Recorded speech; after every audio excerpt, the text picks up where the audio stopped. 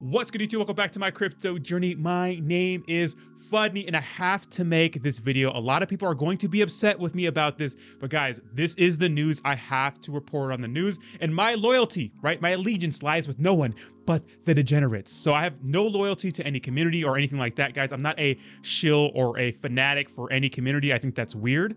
And so I have to talk about the news how I see it.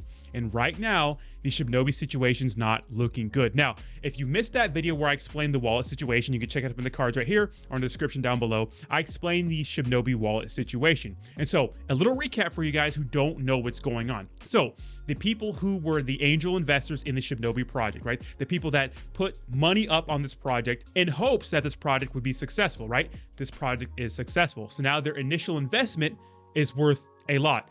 Along the way, right, these were the stipulations of the agreement, right? Along the way, they would receive airdrops in the form of Shibnobi, right? A certain amount of airdrops. That was the agreement, right? I'm not sure how they worked that out, but that was the agreement. Now, another part of the agreement was that they're not supposed to sell. But it's not like a legally binding contract. It's cryptocurrency, right? So nothing is really holding these people back from selling except for the fact that they gave the word.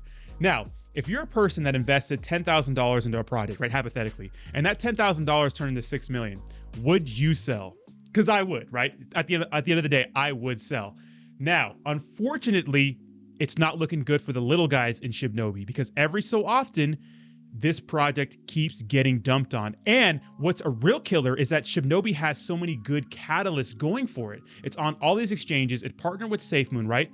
They have big aspirations to get on KuCoin and eventually Crypto.com, which is a tall task for a token that has such a large supply, right? That's a tall task. But those are their aspirations. Every time there's some positive momentum, one of these pre-sellers dump their bag. Now, the big issue, right, is not the fact that they're pre-sellers, it's the fact that they're getting airdrops along the way. Now, that's part of the agreement. And if you go back in all these wallets, you can see, right, along with all the other stuff they're doing, you can see that they've been getting airdrops all along the way. Recently, Cliff and the team talked about some sort of measures they were taking against those pre-sellers by making some sort of bots where it prevents them from selling all their tokens at once. Well, someone made an 1,100 ETH sale today, right, earlier today, and that bot did nothing. And apparently they're saying someone made a bot to counter their bots, so we don't know what's going on. Now, a lot of people get upset because they say, I'm really hard on Saitama, but I'm not hard on Shibnobi. Now, the wallet situation is explained. Does it make sense? No. It does. Is it right? Probably not. Are we going to stop these whales from selling? No, but we know why it's happening. Who knows who owns these wallets? We'll never know, right? We'll never know who actually owns these wallets because, I mean, it's a decentralized exchange, right? We'll never know what the heck is going on. We don't know who's behind these wallets. Could it be Cliff? Could it be someone on the team? It can be, but can we prove that?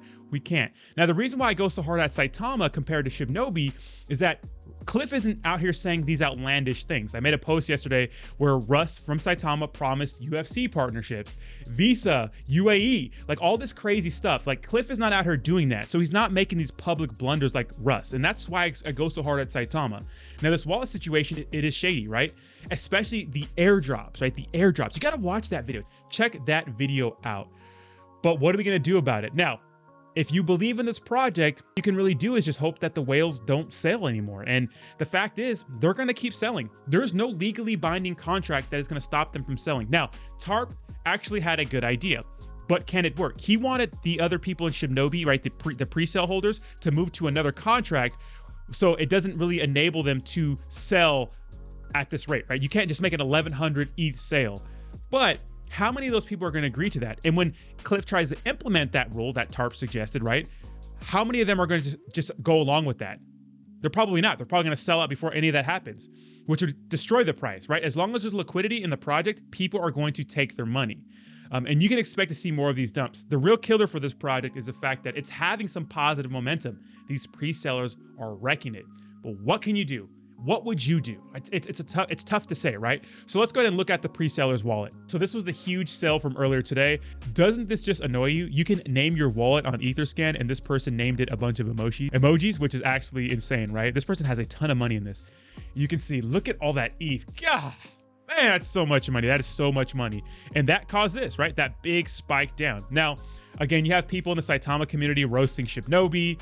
I mean, Saitama's not looking good either. Look at the 19 range. I mean, both of these products are not looking good. As a matter of fact, the entire market isn't looking good. Everything is down, right? Big too, big. I mean, what can you do about this, right? But this is definitely a huge factor in this project right now. I think there's 49 more private sellers. That's 49 more people who can sell. So we'll have to see what happens. Now, again, just to recap this video, we know why this is happening, right? Again, did those stipulations make sense? Do they make sense? If you're think about it from the pre-seller's shoes. If you invest into a cryptocurrency product, right? A cryptocurrency in general, that's highly speculative, right? Cliff has been a part of other products before. Those products weren't as successful. If you're an investor with Cliff, right? All the people who were in on the pre-sale, right? And you risk the money and your initial couple ETH investment is now worth millions of dollars, I think a lot of people would sell. What would you do? I would sell. I'd be gone. I'm like, I know we had a verbal agreement, but thanks for the cheese, baby. Now people are saying, well, why don't they take their money out incrementally, like 1 ETH a day? Guys, people don't think like that, right? They don't work like that. It's just, at the end of the day, it doesn't work like that. And people are saying, well, what about the taxes? And people, look, if you're making $10,000, right? And the taxes are 10 million dollars and the taxes are 30%. Well, you still got $7 million. So, you know, and people are saying, well, why did they wait to sell till now? Why didn't they sell up here? Guys, it's so hard to call the tops and bottoms. This person probably thought about selling right here, but didn't, right? They probably thought about selling right here, but didn't. And now, for some reason, they decided to sell today. You never know what's going on in somebody's life. I don't like this, guys. I hate this. I hate to see the little guys get dumped on. And I think going forward, right? Going forward, we might see more of these pre-sales as soon as we start testing all-time highs, or maybe, you know, recent all-time highs. Or recent highs. Let's just say we need to expect more of these whale sell-offs. Can they stop this issue? I don't know if they can.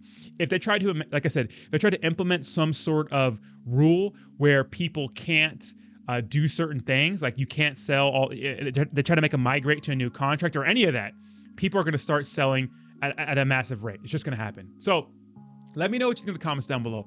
What do you think of this situation? It's not looking good for Shibnobi right now, but like I said, they have a lot of good things going for them with Dojo Shop, Kusari blockchain, but this is really killing their momentum. This is the big red zit on their forehead, right? This issue right here. So let me know what you think in the comments down below, and I'll talk to you soon. Peace.